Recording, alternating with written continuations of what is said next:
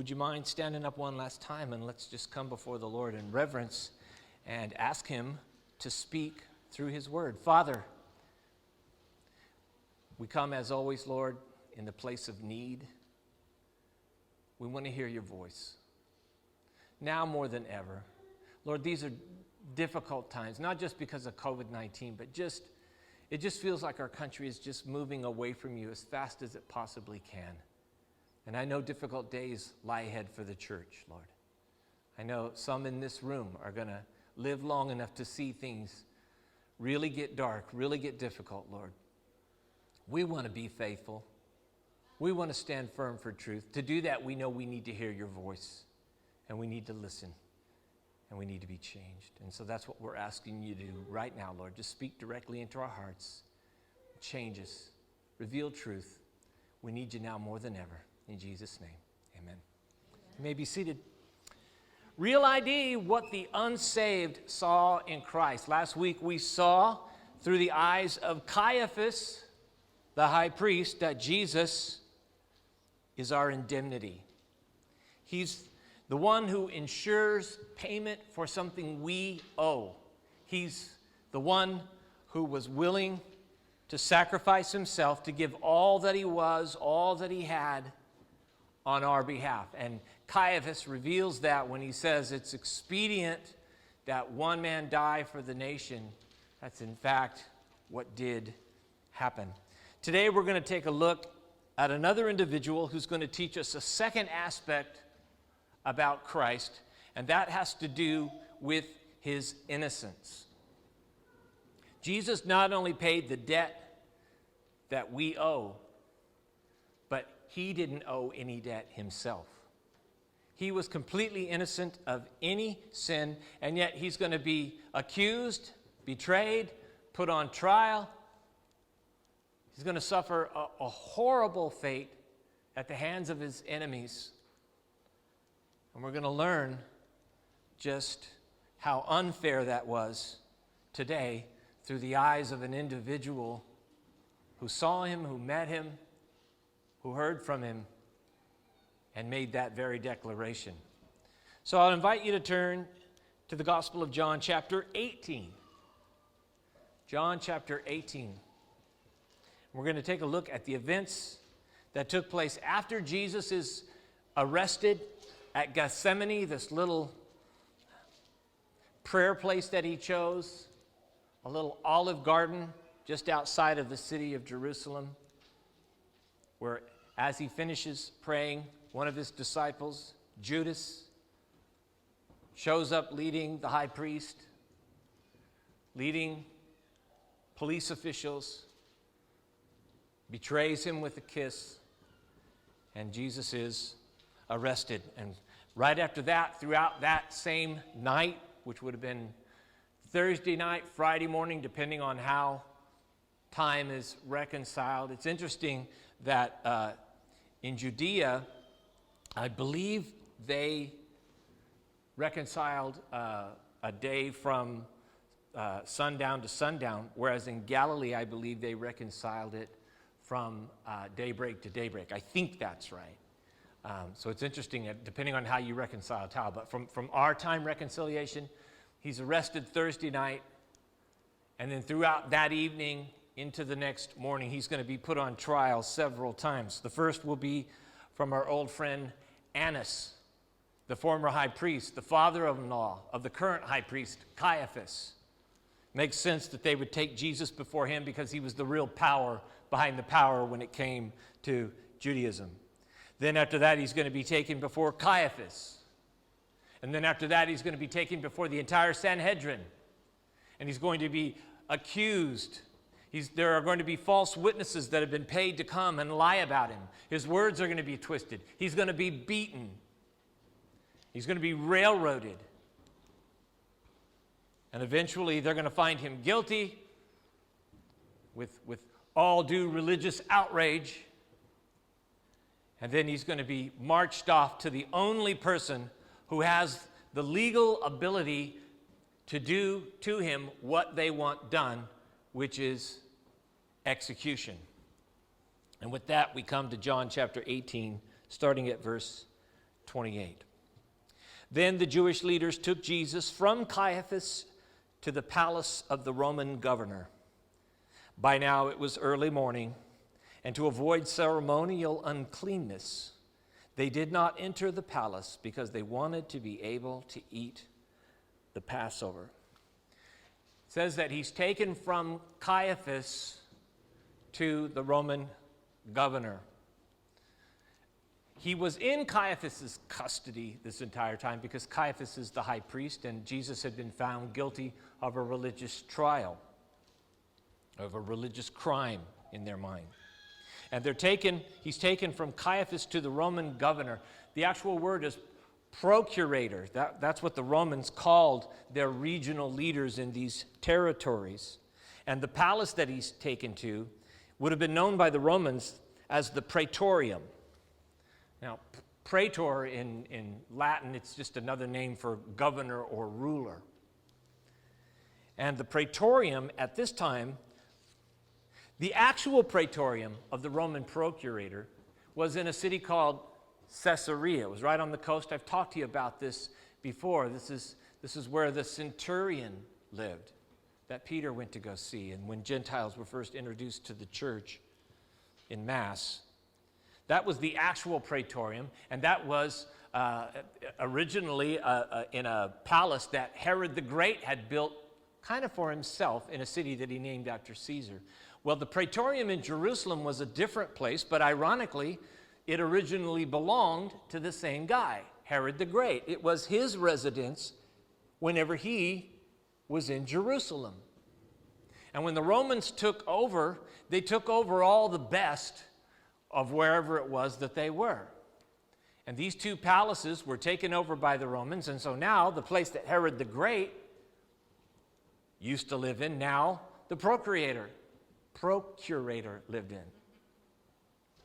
He lived primarily in the one in Caesarea, but whenever he was in Jerusalem, he would stay at the one there. It was the former palace of Herod the Great, and it was a revered place by Jews.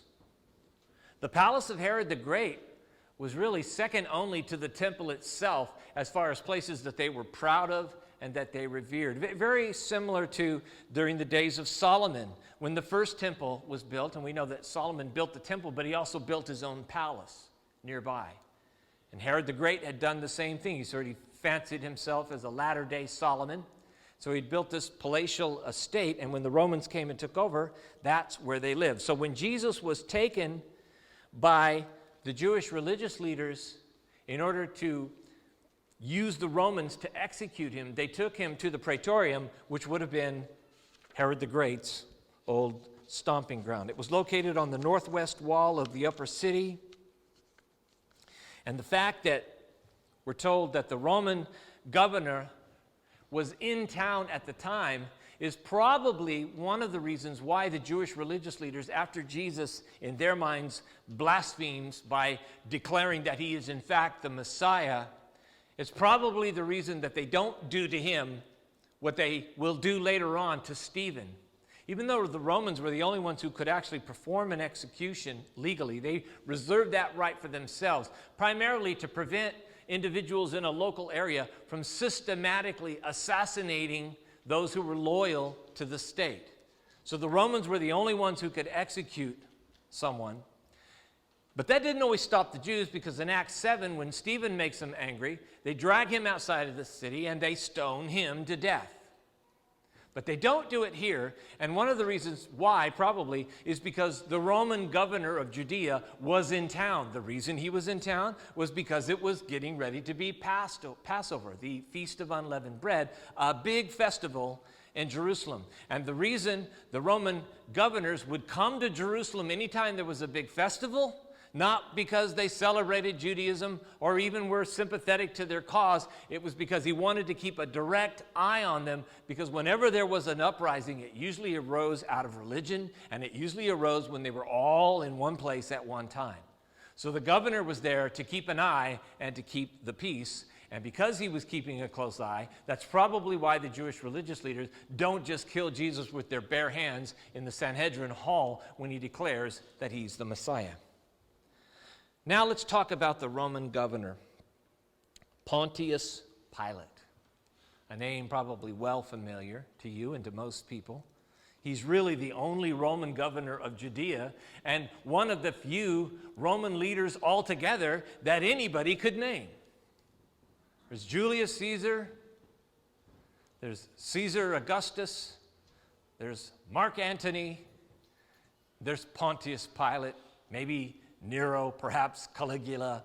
But there's really not too many Roman leaders whose names have survived through history. His is one. Pontius Pilate. He was the 5th procurator of Judea appointed by Rome. And he was known, as most Roman occupational rulers were, he was known for being a capricious and cruel man. See, the Roman government, centralized, of course, in Rome, didn't really care how their occupational rulers ruled. There were really only 2 things they were concerned with. One was taxes. They wanted to make sure that the money was coming in from these places. And the other was peace. They didn't want any problems rising up through the ranks and landing in Rome, particularly on the lap of Caesar. He didn't like problems. But as long as the taxes were paid and the peace was kept,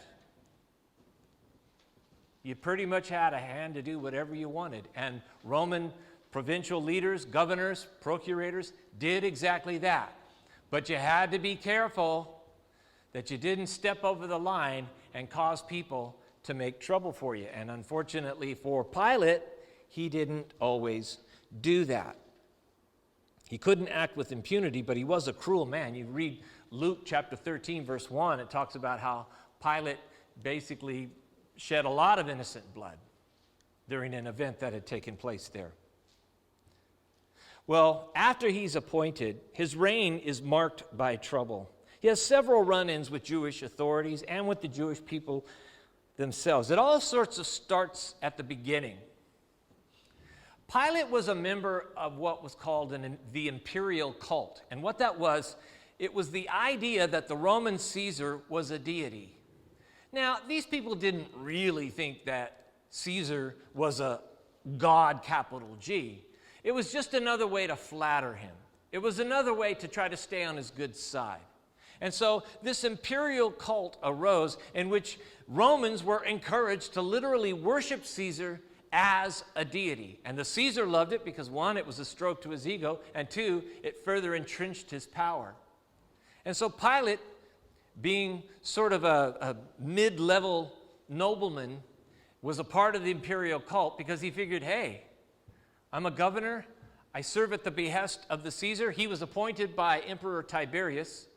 So it can't hurt for me to worship Tiberius as a god, especially if something happens and I need his help. He'll know I'm loyal. But he was too much of an eager beaver, and he didn't know the people that he ruled. And so he had a bunch of golden shields made up. And on these shields were images of Emperor Tiberius, along with a quote underneath that basically said in Latin, and probably Greek too, "The God of gods." He marched these things into Jerusalem, and he had them placed outside of his royal residence, the Praetorium, aka Herod's palace, a place considered by Jews as a place of pride. They revered this place, and now here is this man who's come in, and he has dared to elevate even Caesar above their God, Jehovah. It's an insult. It's an outrage. It can't be tolerated. And the people are immediately outraged by it, and they begin rioting in the streets. The Jewish religious leaders, the Sadducees, and even the 4 sons of Herod the Great, who were now reigning in 4 different parts over Judea, went to Pilate and said, "This is a huge mistake. You're going to stir up something really big here. You have to take those shields down. When Pilate's like, I am not going to take those things down. Who do you think you are? Who do you think you're dealing with? Those are images of Caesar. And you will pay proper respect. Rioting starts, and Pilate responds with legions. The fortress of Antonia was right there in the middle of the city. As a matter of fact, across the street from their temple. And he marches his legions out, and he begins to quell the revolt, and it gets bloody, it gets violent. In the end, the Jewish religious leaders who had standing with Caesar himself, they knew Caesar, and many of them were friends, including the high priest. They go to Rome. They appeal directly to Tiberius, and they say, we are trying to control the people here. These are loyal, tax-paying citizens of Judea, and there hasn't been any problem. But you just sent in a new procurator, and he is purposefully antagonizing our people with religious symbolism that to them is unacceptable. And if you don't do something about it, I can't be responsible for what they're going to do. There's already been bloodshed, and it's not going to stop. Now, I'm sure Tiberius was flattered by the thought of what Pilate was doing, but he was annoyed as all get out that a problem had landed in his lap and that it was unnecessary. And now he's got to deal with revolt. And worse yet, he may have to divert troops from other places that are taking new land for him, which means new wealth and new power, that he might have to go and address them and bring them back to Judea. So he decides to deal with the issue directly. He recalls Pilate to Rome. He dresses him down and he sends him back after humiliating him. He sends him back with marching orders. You are to go back to Jerusalem. You are to take these shields down and you are to quit making problems for me. And Pilate, with his tail firmly tucked between his legs, goes back to Judea and in humiliation has to lower these shields and get them out of the way. In retribution, because Pilate, like most powerful men, didn't like being called on the carpet and certainly didn't like being rebuked by Rome, and especially resented the Jewish religious leaders for doing an end run, decided to get even in a passive-aggressive sort of way. So he had a bunch of coins minted up that were to become the coin of the realm for Judea. And right on the front of the coin, he had stamped the image of Caesar, exactly as they had been on the shields, with the same logo underneath it, which of course outraged the people, created problems. As a matter of fact, later on, the Jewish religious leaders tried to pin Jesus down by saying, is it lawful to pay taxes to Caesar? And Jesus says, hand me a coin and I'll let you know. And they give him a coin, and he holds up one of the very coins and he says, whose image is on it? And they say, of course it's Caesar's. That's the outrage. And Jesus flips it back to him and says, render unto Caesar. So Pilate issues up these coins, and that outrages the people. He's not done. He also decides he's going to get even because the city needs an aqueduct. They need to take water from the source, which was nearby in the pools of Solomon, and they needed to find a way. The Romans were great at building infrastructure. Highways, aqueducts, that was kind of how they put their stamp on the world. They brought civilization to people. It wasn't a bad idea to build an aqueduct, but they needed to pay for it, and he didn't have the money. So he went to the temple treasury, and he confiscated what he needed to build the aqueduct, which of course sat very well with the Jewish religious leaders, that he's taking what they called the korbanos, the temple money that's supposed to be for the temple, and more importantly, for them, for the funding of the priesthood. And he's now building an aqueduct. The people are stirred up. They are outraged. Look at these coins. Look at the money that he took from the temple to build a stupid aqueduct. Who does he think he is? You remember the shields? Rioting. The Jewish religious leaders make another journey to guess where? Rome. They go to Caesar again and they say, listen, he's at it again. He's at it again. And they tell what's going on. And this leads to yet another rebuff for Pilate. Pilate is so angry that he actually sends the Roman cavalry out to quell the rioting.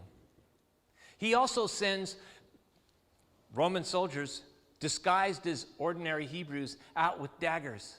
And he sends them into the crowd with a special mission: find the leaders of the Jews and stab them to death using their little daggers that they would carry. Then he sends the Roman cavalry out with gigantic clubs to beat people's brains in and to trample them. There is bloodshed in Jerusalem. And Pilate gets called back to Rome. And this time he really gets chewed out by Caesar. And basically Caesar tells him, listen, if there's any more trouble in this area, I'm starting to believe you're not the right guy for the job. Go back, fix this, and don't let me see you again. Pilate goes back now, and now he knows he's met his match. He can't bully these people. They are too obstinate. They riot at the drop of a hat. So now he decides he's just going to lay low. He's just going to get by and not make any more trouble while trying to maintain as much dignity as he possibly can. But really, he's even done fighting with the Jewish religious leaders. He doesn't want to mess with them anymore. He just tries to keep his distance. Listen, you do your thing, and I'll do mine.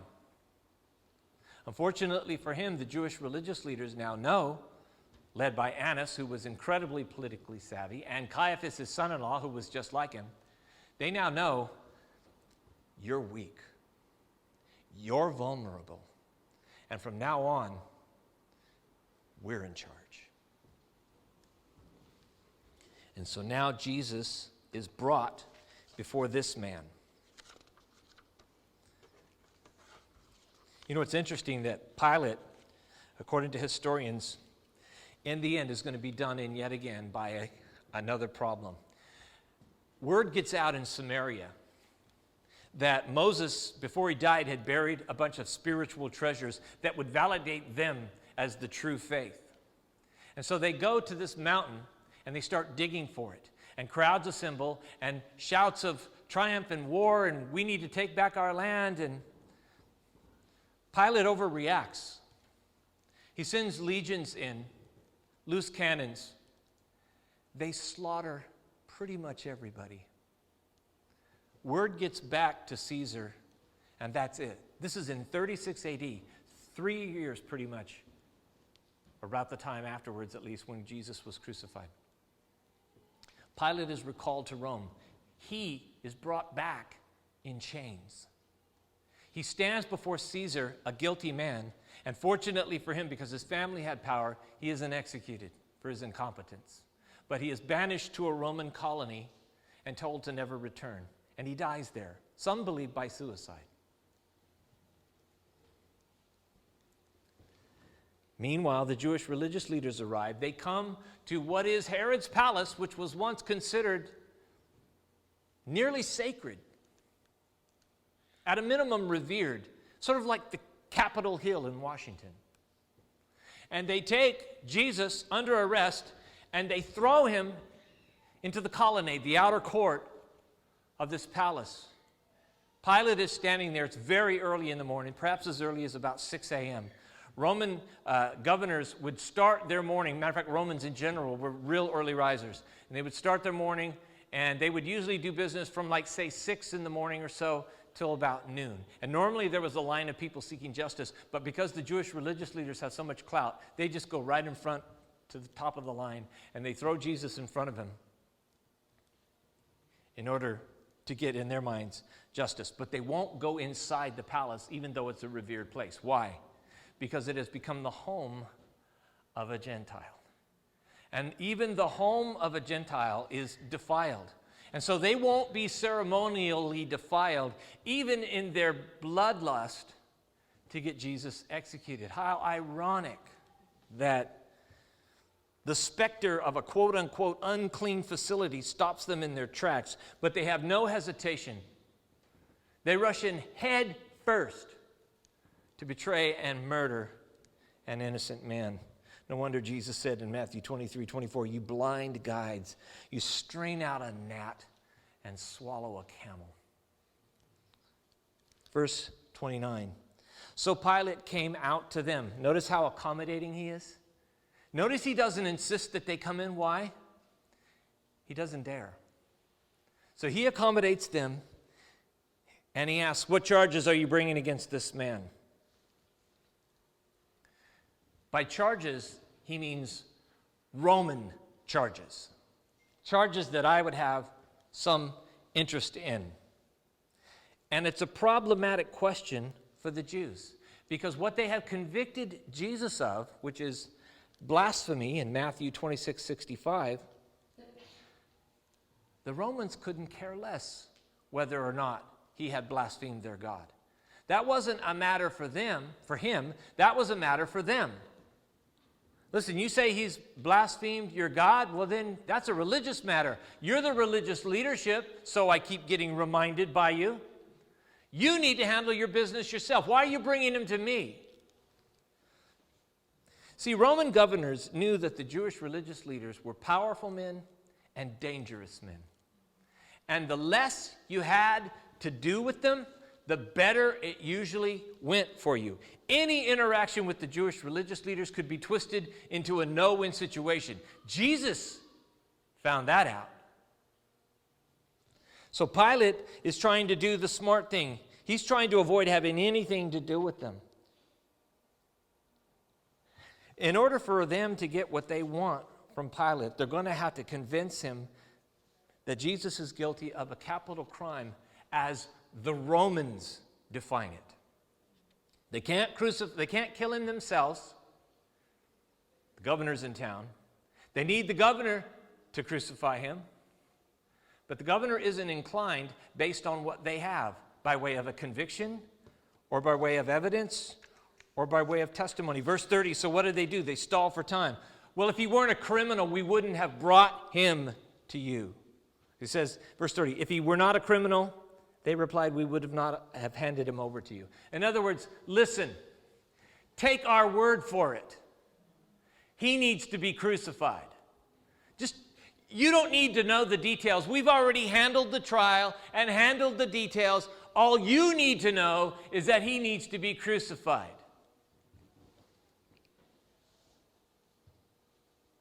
And this, again, reveals their true intent. The religious leaders of the Jews here, they're not interested in a trial. They're not interested in fairness or justice. They're not even outraged. They just want him dead because they want him dead. And so they just offer a vague reference to Jesus being a criminal. And they expect Pilate to issue a death order based solely on their word. But Pilate isn't inclined to take their word, because now they are on his turf. Now they are beholding to him.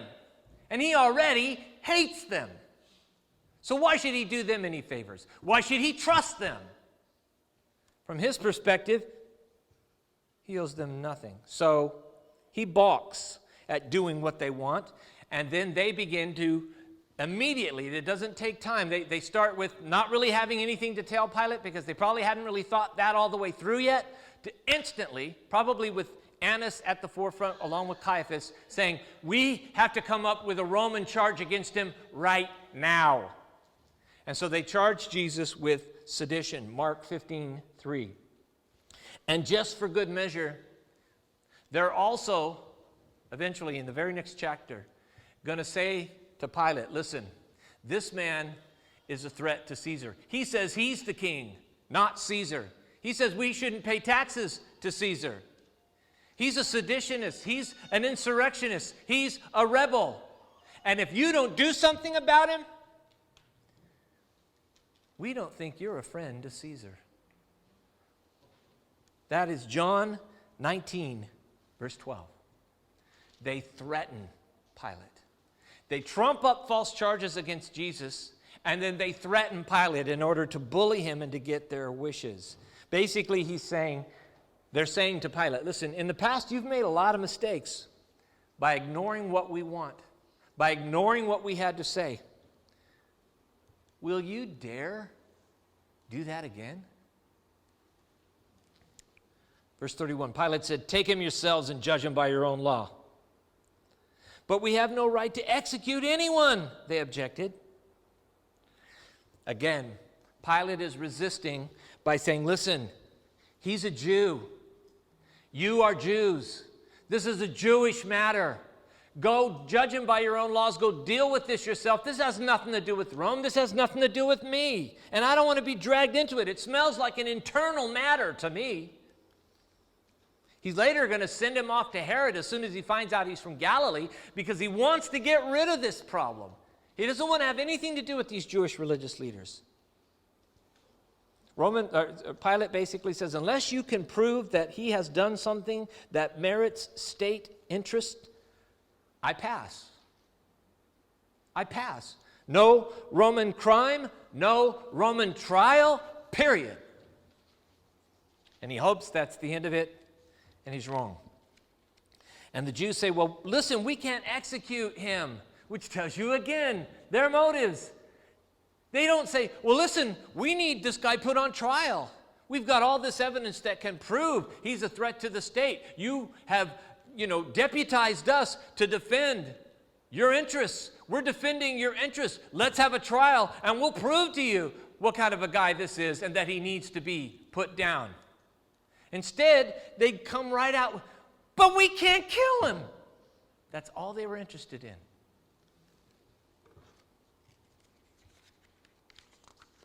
Verse 32. It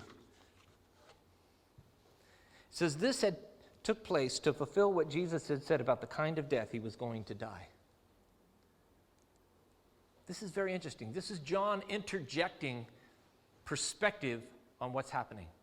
In other words, what John is saying here is, while it seems like Jesus is being railroaded, and things have gone terribly wrong, and he's now a tragic figure, a victim of circumstances that we should all feel sorry for, because, my goodness, could he have possibly predicted what was going to happen here?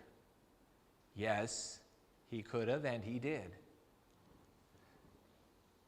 What John is saying is that even though Jesus is the one in chains, even though Jesus is the accused, even though he's being, falsely lied about and accused of things he hasn't done, and he's standing before somebody who is going to pass judgment on him, and he looks like the victim, and he looks like, the person that everything is going wrong for, he's in, we're told by John, absolute control. And as proof, Jesus, months before, had predicted he was going to die by crucifixion. Not just die, but die by crucifixion. In John 12, verses 32 and 33, and many other places too, Jesus said, the Son of Man is going to be lifted up. Lifted up. He was referring to the mode of his death. Crucifixion, to die by crucifixion, was to be lifted up, hoisted up on a cross, a wooden cross, so that everybody could see and mock you, and you became an object of scorn. To be stoned was to be cast down. They stoned people, the Jews did, by putting them usually in a valley over which they could stand, pick up rocks, and just drop them down and let gravity do its work. To stone somebody was to cast them down. But to be lifted up was a very specific kind of death. Jesus was predicting long before it happened that his mode of death was going to be by being elevated, by being lifted up. Crucifixion. And this may also give us a secondary reason as to why the Jews don't kill Jesus themselves. And it's a very unique thing. The Jews, because of something that is in Deuteronomy chapter 21, verses 22 and 23, the Jews didn't just want Jesus dead. They wanted him discredited. They didn't want him to become a martyr. They didn't want his followers to survive him. They wanted him completely erased so that he could no longer pose any threat at all to them. That's why they order guards to be posted on a grave. Who does that? Scared men do that. And so they didn't just want Jesus dead. They wanted him discredited. How to do that? How to do that? Well, if we stone him and kill him, there's going to be his followers are going to blame us. They're going to say that we had our own motives and that it was unfair and unjust, and we've created a martyr. But if the Romans put him to death, our hands are clean, and they have a very exclusive method of execution. For Jews, it's always stoning. For Romans, for a capital offense, it's execution by crucifixion, which means he'll be nailed to a wooden pole. And you all know what it says in Deuteronomy 21. They thought to themselves, anybody who is put to death and displayed on a wooden pole is cursed by God. That's what it said. And it said that that's why you can't let them stay there all day. Before nightfall, you have to get them down off of that pole and bury them because they are under the curse of God. And the Jews got the same smile that the Grinch got when he came up with his idea. And they decided, we're not just going to execute him, but we're going to make the Romans be the hatchet man, and we're going to let them do it the way they always do, on a pole. And they're not even going to be thinking about the fact that by doing that, they are discrediting him as being under God's curse. It's delicious. It's perfect. It's what we have to do.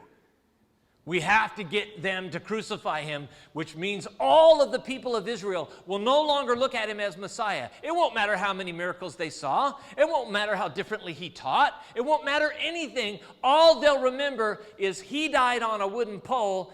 He's cursed of God. Little did they know that that was God's plan. Galatians 3:13, Paul, who knew the law, said, Christ redeemed us from the curse of the law by becoming a curse for us. For it is written, cursed is everyone who is hung on a pole. That's Deuteronomy. Paul said that it was God's plan that he died on a wooden pole because he was in fact going to be cursed for our sin, not for his. You see, his messianic claim remains intact because he wasn't being cursed for what he had done wrong. He was being cursed for what we had done wrong. Verse 33, Pilate then went back inside the palace, summoned Jesus, and asked him, are you the king of the Jews? This may have been the first time that Pilate actually stopped and took a hard look at Jesus. Most of the time, Roman governors didn't care one whit about the people who were brought before them for trial. They would listen to the information, usually paying attention to some sort of a prosecuting attorney. They would hear the facts. If it seemed like there was enough to convict, and it almost always did, then he would pronounce judgment and usually never even make eye contact. This may have been the first time that he actually looked into the face of the accused. And why? Because he's curious about him. And why is he curious? Because of who his enemies are. I'm sure in Pilate's mind, even though he didn't know who Jesus was, and he knew that he needed to deal with insurrection or his job would be in trouble, I'm sure in the back of his mind somewhere, Pilate was thinking to himself, you know, if these guys hate you, you can't be all bad. You can't be all bad. Let me look at you. And he says, are you the king of the Jews? He asks the only question which was probably based now on the Jews' insinuation. The Jews had been insinuating to Pilate, this guy is the leader of a rebellion. He's a real threat to Rome, and you need to put him down before his followers move against you. That's what, and they're telling him the reason that he's got these followers is because he's got them all convinced that he's the rightful king of the Jews, not Caesar, not Herod, him. Ask him, he'll tell you. He'll tell you he's the king of the Jews. And so Pilate goes back inside because remember, he's the messenger boy. He has to come outside to talk to the people that can't be ceremonially unclean as they're crying for blood. And then he has to go back inside to see Jesus who's being held. So he comes back in, he looks Jesus in the face probably for the first time, and he says, are you the king of the Jews? His question is serious. Are you a threat? Do you really think you're the king of the Jews? Do you really think that you're entitled to be in power? Do you think that you can create an uprising?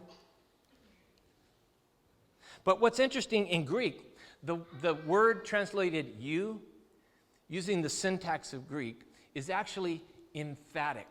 So in other words, the emphasis is on the you. So instead of, Are you the king of the Jews? Are you a threat to Rome? You know what he's really saying? Are you the king of the Jews? You? Apparently, Jesus didn't meet his expectations for somebody who was a murderous rebel. I'm sure that he expected, when he looked Jesus in the face and asked him questions, that he was going to encounter what he always encountered from these kinds of guys. Defiance, anger, threats. You're darn right I am. And I have an army, and we are coming for you. You better get ready. You watch and see what my people are going to do. Oh, you haven't seen blood like you're about to see. That isn't what he got from Jesus. Instead, what he found in Jesus was somebody who wasn't a murderous subversive. He was calm. He was stately. He was confident. He was reasoned. He wasn't angry. He was just standing before Pilate. It says that Pilate was very impressed, and Herod too, the fact that even though that the Jewish religious leaders are accusing him of everything but the Kennedy assassination, and he's just standing there, not defending himself, which the temptation for everybody that they had seen before was that that's a lie. I didn't do that. What are you talking about? You're making that up. I'm innocent. Let me straighten you out. He doesn't defend himself. And Pilate is impressed. He's impressed by who hates him because he knows what kind of despicable men they are. And he's impressed by how he comports himself. And he looks at him and he says, you don't really fit the bill. You don't seem real dangerous to me. And yet, well, I should say this. To Pilate's credit, he actually is going to question Jesus, which most of the time, as a judge, he didn't do. The only people he ever questioned were either the person defending, the defense attorney, or the prosecutor.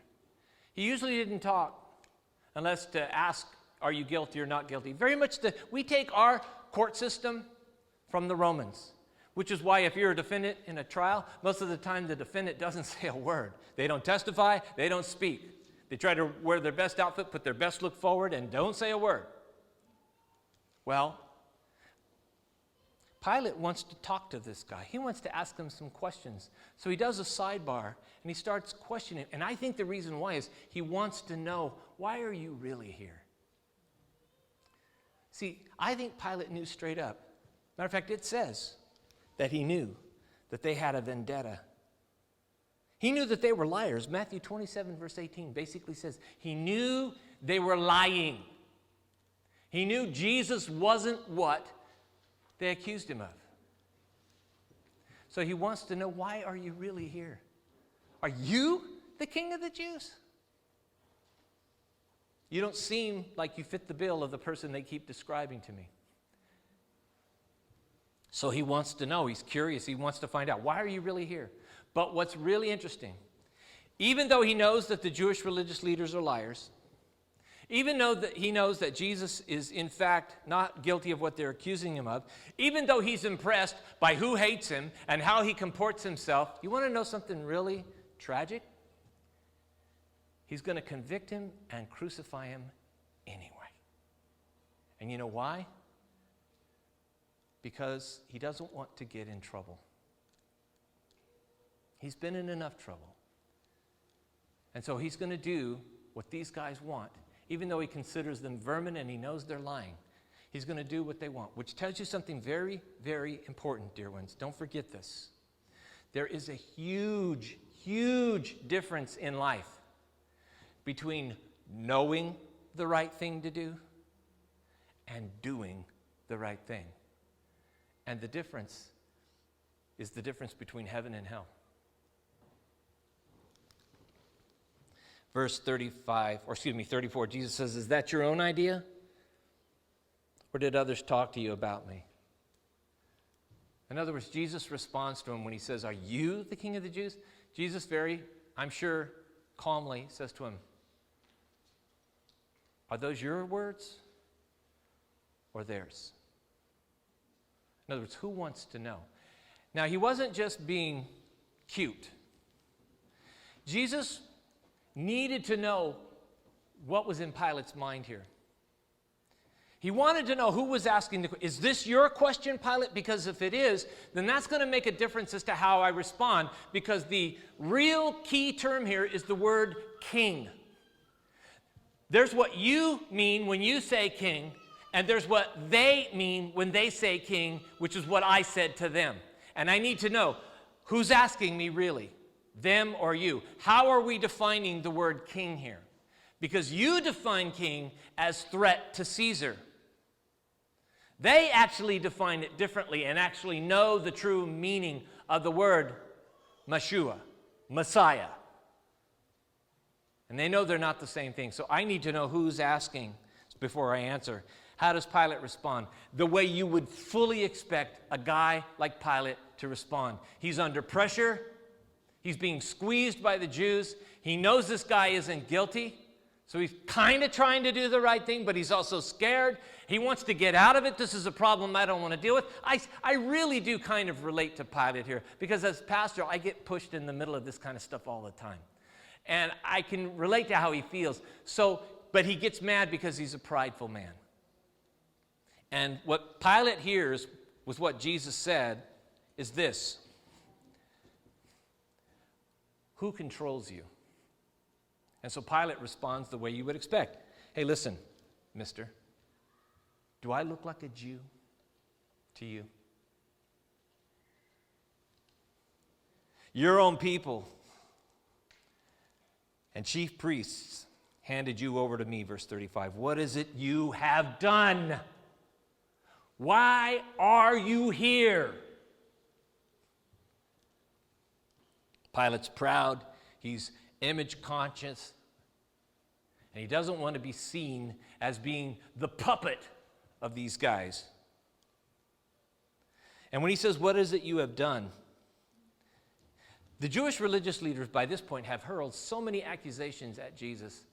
Pilate knows they're probably not true, but he wants to know why he's here. Why are you here? Are you really the King of the Jews? Verse 36. Jesus says, and he finally answers Pilate's question. Okay. You want to know if I'm the King of the Jews? Let me explain it to you this way. My kingdom is not of this world. If it were, my servants would fight to prevent my arrest by the Jewish leaders, but now my kingdom is from another place. Jesus answers Pilate both completely honestly and with impeccable logic. He's trying to help somebody who's an outsider. He's not a Jew. He doesn't understand the way God works. He doesn't understand the concept of the Messiah. He doesn't understand the prophecy that David would have a son that would sit on Israel's throne forever. He doesn't understand the idea of a redeemer. He doesn't understand spiritual matters. He's a Roman magistrate trying to get himself out of a tangled mess without getting in more trouble, but trying to do the right thing. And he's asking Jesus plainly, who are you? Why are you here? And Jesus says, okay, I'm going to try to explain this to you in a way you can understand. Am I a king? Yes, in a sense, I am a king. He never denies being a king, by the way. He says, I am a king because I represent a kingdom. But not any kind of kingdom that you've ever heard of. It's a different kind of kingdom. Secondly, is my kingdom from this earth? In other words, is it a threat to your God-given authority, Pilate? John 19:11, Jesus acknowledges that Pilate is an authority and that all authority comes from God.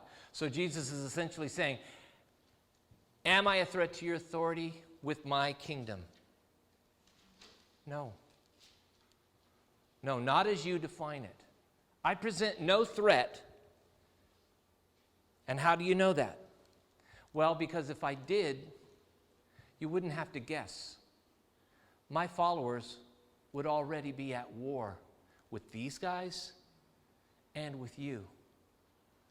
This is perfect logic because whenever they had arrested an insurrectionist before, for example, Barabbas, he was caught fighting with his men. He was caught because of the revolt itself. It became state's evidence 1. You've got soldiers and they're fighting for you. Jesus says, yes, I'm a king. Yes, I have a kingdom, but it's a different kind of kingdom, and it is not a threat to you or to Rome. How do you know that? Are any of my guys fighting?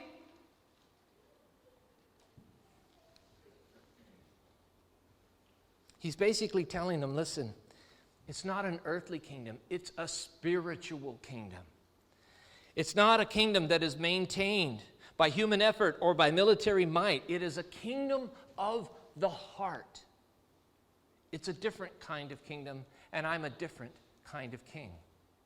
And so if you're asking me, do I present a threat to you or to Rome? I think you know the answer to that. Verse 37, you are a king then, said Pilate. Jesus answered, you say that I'm a king. In fact, the reason I was born and came into the world is to testify to the truth. Everyone on the side of truth listens to me. So Pilate is like a wily district attorney. He's taking Jesus' words. So you admit you are some kind of a king, right? And I think Pilate is thinking, I'm going to take his words and I'm going to do as I've always done, and I'm going to get to the truth. And Jesus immediately puts the clamps down on that, and he says basically, all right, we're talking about two different things here again. You're accusing me of being the kind of king that's a threat to you. Those are your words. He says, you really want to know what I'm about? Let's get right down to it. The reason I was born and came into the world is to testify about the truth. Everybody who's on the side of truth listens to me. To testify to the truth is Jesus' way of making a declarative statement about the issue at bar. Have I come to lead a coup d'etat against Rome? No. I've come to declare truth. I haven't come to start a revolution. I have come to bring revelation of spiritual truth. I've come to tell my people Israel and all people about who God is and what the truth is. If you really want to know why I'm here, that's why I'm here in terms that you, sir, can understand. Since, as you say, you don't look like a Jew. And he says to him, everybody who's on the side of truth will listen to me. He's actually now extending an invitation for Pilate to be saved, to listen to the truth. Isn't that fascinating? He's standing in front of a judge, a crotchety, angry, defeated, confused, panicked, pressured, bullied leader. And he knows it isn't going to end well for him. Jesus knows that. And yet before he goes, he does the same thing he always does. If you're really interested in truth, you need to listen to me. You need to hear me out. How does Pilate respond? Verse 38, what is truth? And with this he went out again to the Jews gathered there and said, I find no basis for a charge against him. What is truth? What does Pilate mean by that? It's one of three things probably. One, it's an arrogant denial of the very concept of absolute truth, which is also known as relativism, and it's very popular today. Just about every single person that you know out there that isn't a person of faith doesn't believe in absolute truth. They think everything is relative. It's what's governing why people feel the way they do about everything today. Since there's no absolute truth, everybody does what's right in their own eyes. And there are some who believe that what Pilate is saying is, listen, there's no such thing as absolute truth, so what are you talking about? Or some think that what Pilate is saying is that, you know, there very well may be some sort of quote-unquote concrete truth out there in life, but it doesn't matter.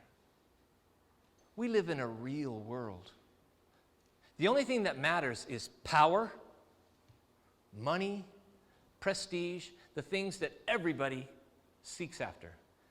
Truth? Are you kidding me? What does truth matter? There's some who believe he's saying that. And finally, some people think that what he's doing is basically he's whispering, he's giving voice to his own despair. In other words, what he's saying is, if there is a truth out there if there is a truth out there somewhere, nobody could possibly know what it is. Who could know what truth is? You think you know truth? Whatever it isn't faith, and it isn't willingness to listen to Jesus, because he shuts him down right then, and then he goes back out to the Jews, and he says to them, listen, I don't know what's going on here. I don't know why you hate this guy and want him dead. I don't know what this is all about, or what you think you're going to accomplish, or where this is going. But if I know anything, I know this. This guy isn't guilty of what you're saying. Now, Pilate, at the time, there were a group of Greek philosophers. They were called the Cynics. You ever heard of being cynical? It's taken from that group. The Cynics hated government and believed that everything was about the individual.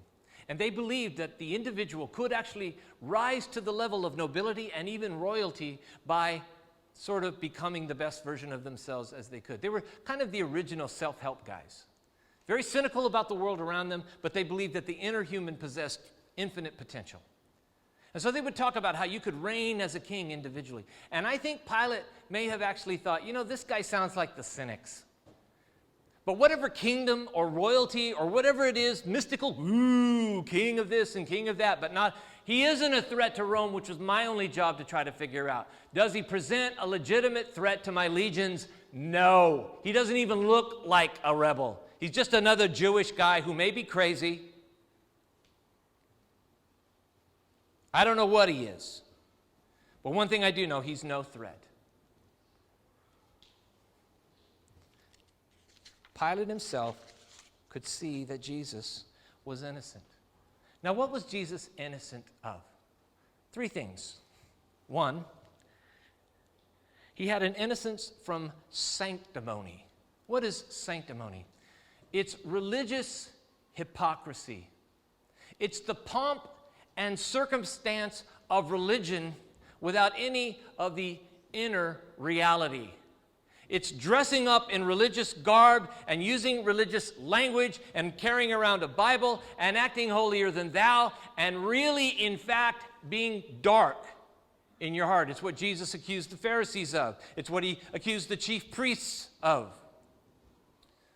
Sanctimony. Worthless, external religion. Jesus' religion, his faith, is real. And it is the same across the board. Whether he's talking to a Roman procurator, or a leper, or a beggar, or a man, or a woman, or a Jew, or a Gentile, he is the same yesterday, today, and forever. And he's the real thing. He says, Matthew 23:27, "Woe to you, teachers of the law and Pharisees, you hypocrites! You are like whitewashed tombs, which look beautiful on the outside, but on the inside are full of the bones of the dead and everything unclean." Jesus was the real thing, inside and out. He was innocent of sanctimony. He was innocent of subterfuge, trickery, manipulation, lying. He says, I've come to testify to the truth. You really want to know what's going on here, Pilate? I'm here to give the truth. That's it. That's why I'm here. That's why I've come. That's why I stepped out of heaven and came to earth in human form, to bring truth to people who've been lied to their whole life and who are looking for answers. I'm it. Matter of fact, Jesus said, I am the way, the truth, and the life. But not everybody is. John 8:44, Jesus, again, speaking to the religious leaders, says, you belong to your father, the devil, and you want to carry out your father's desires. He was a murderer from the beginning, not holding to the truth, for there is no truth in him. When he lies, he speaks his native language, for he's a liar and the father of lies. So Jesus was innocent of sanctimony, of subterfuge, and then lastly and most importantly, of sin. He did nothing wrong. That's why Pilate says, I find no basis for a charge. 2 Corinthians 5:21, God made him who had no sin to be sin for us, so that in him we might become the righteousness of God. You know, we live in an unfair and unjust world. And because of that, the innocent can sometimes wind up having terrific injustice. I'll tell you a story. At the age of 18, Samuel Brownridge was identified by two witnesses as the gunman responsible for the 1994 execution-style murder of Darrell Adams in Queens, New York. As a result, Brownridge was convicted and sentenced to a 25-year life prison term, even though he maintained his innocence throughout the trial and to this very day. But on June 23rd, 2020, the Queens County District Attorney's Office, they have a newly formed thing called the Conviction Integrity Units, where they review former convictions that may be questionable. They agreed to overturn Brownridge's conviction because, in their own words, this is what the DA's office said: he's innocent. I don't mean he could get off on a technicality. He didn't do it. And he spent 25 years in prison. District Attorney Melinda Katz said that Brownridge's conviction was solely based on two unreliable eyewitness testimonies without a single piece of physical evidence indicating that he was the killer. Brownridge later said that I don't think anyone who has never been locked up knows how it feels to be incarcerated, especially when they are truly innocent. I feel that law enforcement had the opportunity to make this right years ago. In March 19th, after Brownridge, who's now 45, had served the 25 years, he was released on on lifetime parole, yet he continued to fight for his justice and exoneration. Following the formal dismissal of charges, Donna Aldea, who is Brownridge's attorney, made the following statement. While Mr. Brownridge is deeply grateful for the unwavering dedication of his advocates and supporters during this long struggle, there is nothing that can restore the 25 years of Sam's life that were wrongfully taken from him as a result of a deep, fundamental flaw in our criminal justice system. Brownridge himself said this. He was a bit more introspective. He said, I sit down sometimes and I say to myself, why me? My 20s, my 30s, and half of my 40s are gone. I sat in a jail cell every night waiting for this day while others went home to their families, knowing that the system had failed me and that law enforcement hadn't done what they said they would do to free an innocent man.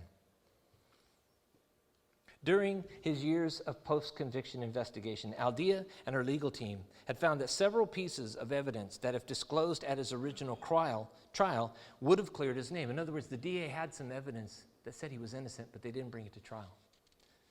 Specifically, Aldea presented the DA with recanted testimony from one of the eyewitnesses who had obvious intellectual impairments and gave varying and implausible accounts of what he saw on the night of the murder, as well as clear evidence that proved that another man named Garfield Brown was the actual shooter.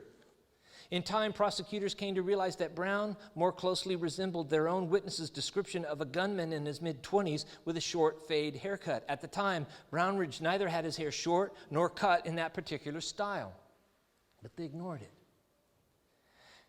Taken together, the new evidence demonstrates clearly and convincingly that Mr. Brownridge did not murder Darrell Evans, prosecutors said, and thus his conviction will be vacated and the indictment dismissed. It was so emotional at his trial that Queens Supreme Court Justice Joseph Zayas wiped away tears during the video conference before granting the motion. Interviewed afterwards, Brownridge said, to many of you, this may look like a victory, but I can't help but see all that I've lost. But I also see hope. Hope for my future, hope for my family, and hope for reform. As for the actual killer, Garfield Brown was profiled in April of 2002 in an episode of America's Most Wanted for a pair of homicides in August 99 and January 01, respectively, in New York City and in New Haven, Connecticut. When police finally located him in North Carolina and moved in to apprehend in May of 02, he decided to make a fight of it and was killed in a shootout. You know, sometimes the innocent are treated like the guilty. No more than with Christ. And yet, he did so willfully. He predicted he would be lifted up because he knew we needed him to be. We thank him for it. Father, thank you for Jesus and all that he did. Help us to be mindful of that this week, thankful, and to live our lives accordingly. In Jesus' name, amen. God bless you guys. We'll see you next time.